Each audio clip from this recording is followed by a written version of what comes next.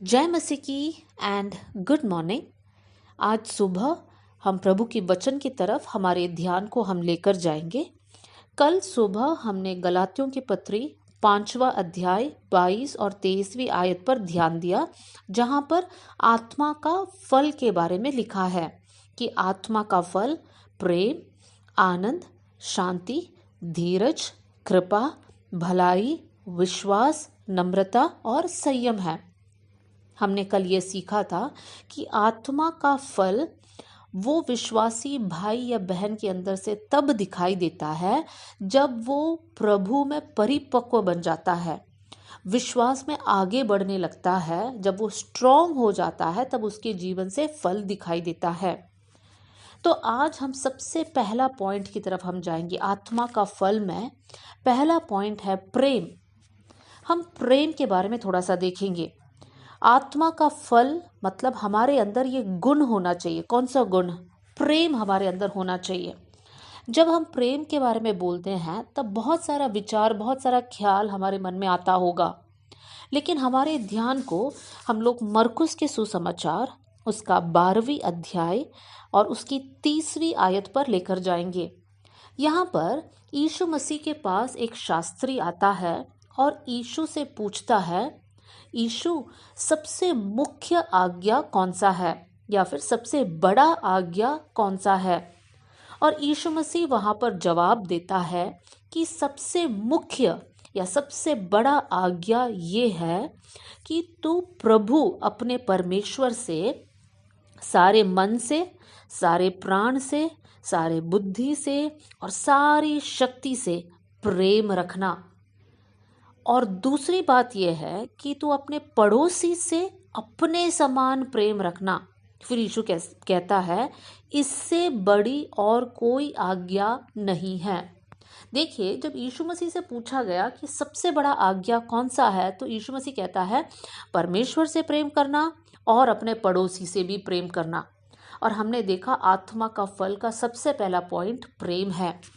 मेरे प्रियो, हर एक विश्वासी भाई और बहन जो प्रभु में बढ़ना चाहता है या बढ़ रहे हैं, उनके जीवन में ये क्वालिटी दिखाई देगा। और कौन सा क्वालिटी? कि वो लोग प्रभु से भी प्रेम करेंगे और अपने पड़ोसी से भी प्रेम करेंगे। देखिए, जब इस आयत को हम लोग ध्यान से देखें तो वहां पर यीशु ने इस प्रकार नहीं कहा कि अच्छा रहेगा कि अगर आप पड़ोसी से प्रेम करें, कोशिश करो कि आप पड़ोसी से प्रेम करें और प्रभु से प्रेम करें। ऐसा यीशु ने नहीं कहा। यीशु ने हमें एक ऑप्शन नहीं दिया है, लेकिन यीशु मसीह ने कहा है कि प्रेम करना है, प्रभु से भी प्रेम करना है और अपने भाई बहनों मतलब हमारे पड़ोसियों से भी हमें प्रेम करना है। इसका मतलब ये एक आज्ञा है। यहाँ पर हमारे पास कोई चॉइस नहीं है, तो इस बात को हमें मानना ही है। और प्रभु से कैसे प्रेम करना है? जो कुछ हमारे अंदर है, मतलब हमारे मन से, हमारे प्राण से, हमारी बुद्धि से और हमारी शक्ति से हमें प्रेम करना है।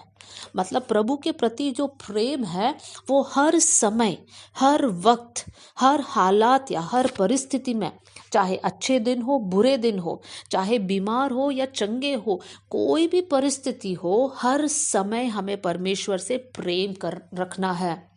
मेरे प्रियो, हम अय्यूब के बारे में पढ़ते हैं। अय्यूब कहता है, क्या परमेश्वर से हम सिर्फ अच्छी बातों को स्वीकार करें, बुरी बातों को नहीं?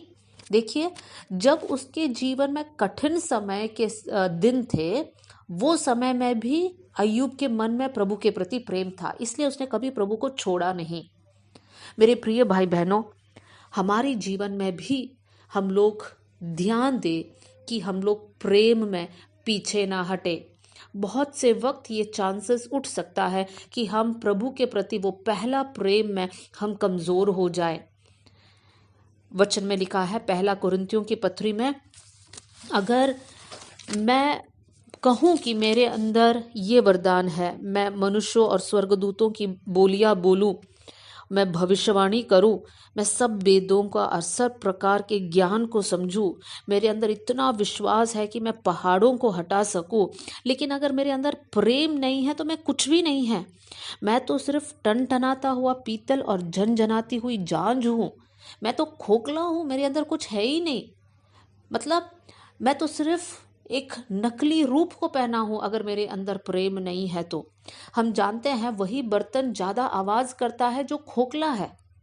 मेरे प्रियो, जब हम प्रभु में बढ़ रहे हैं, हमें इस विषय पर ध्यान देना है कि प्रभु के प्रति हमारा संपूर्ण प्रेम रहे और हमारे पड़ोसियों के प्रति, पड़ोसी मतलब सारे लोगों के प्रति भी हम लोग प्रेम करें। किसी के प्रति नफरत या द्वेष का भावना हमारे अंदर ना रहे।